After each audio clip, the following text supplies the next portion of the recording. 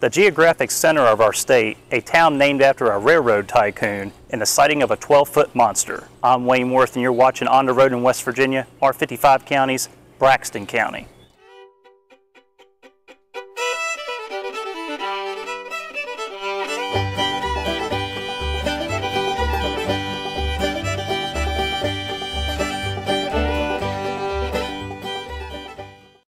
Long before that monster appeared on a hillside in Flatwoods, much of what we today call Braxton County was roamed by the Native Americans. This was especially evident in the Boaltown area, where Delaware Chief Captain Bull and his relatives settled the area to escape bloodshed that was afflicting other parts of the region. Other than having a cool name, Captain Bull was also a cool dude, as he would engage in friendly trade with the white settlers. However, this would become short-lived as news of the Stroud family massacre on Stroud's Creek in Webster County made its way up to this region, and suspicion spread that Captain Bull and his Delaware tribe had something to do with it. Well, suspicion turned to violence, and local white settlers in the region made their way up to Boaltown and massacred the Delaware village and threw their bodies into Little Kanawha. More violence would plague the region when the Carpenter family, who by the way were Braxton County's first white settlement, would settle in what is today the community of Centralia. Now, the Carpenter family were peace-loving fiddlers led by two brothers, Jeremiah and Benjamin. However, the natives caught up with them during the early 1790s and killed Benjamin. Legend has it that after Benjamin's death, Jeremiah escaped with his pregnant wife up Laurel Creek to a huge overhanging rock where they sought refuge, and where later on his wife would give birth to their son Solomon. Once tensions started to settle down in the region, more people would inhabit this area as salt would become a vital early industry during the 1830s, and then the completion of the Weston Gully Bridge Turnpike in 1858 would bring even more traffic to Braxton County. Though salt would create a small boom for the Boaltown area, the Weston and Gully Bridge Turnpike would be the main driver in putting Braxton County on the map, as it now connected the region with both the Parkersburg-Stanton Turnpike and the James River and Canal Turnpike.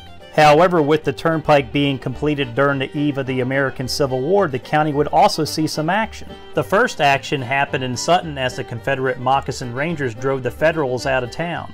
And though the engagement was brief, we're talking 6 hours, most of the town was burned to the ground. Now, the main encounter happened in Boaltown in 1863 as General Stonewall Jackson's cousin William Jackson commanded a force of 800 Confederate men and conducted a surprise attack on Union forces who occupied a fort overlooking a crossing on the Little Kanawha River.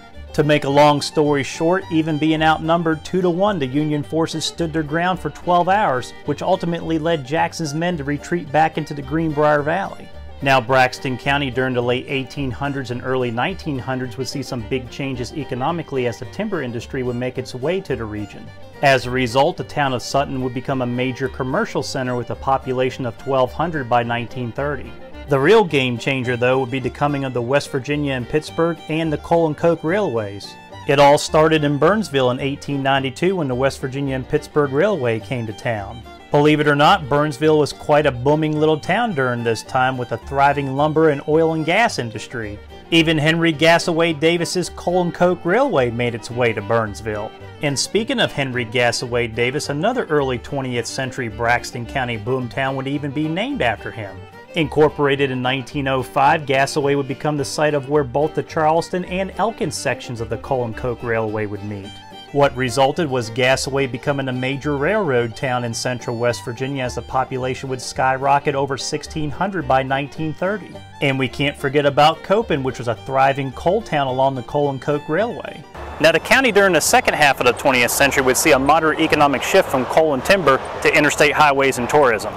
Just like coal, the timber industry modernized and mechanized. Cross-cut saws evolved into chainsaws, and trucks replaced trains when it came to hauling timber. The 1960s and 70s would also see the completion of 2 dams as the Army Corps of Engineers made strides to tame the mighty Elk and Little Kanawha rivers to prevent major flooding in the Kanawha and Ohio valleys. However, the building of both Sutton and Burnsville Lake also brought recreational opportunities to the county.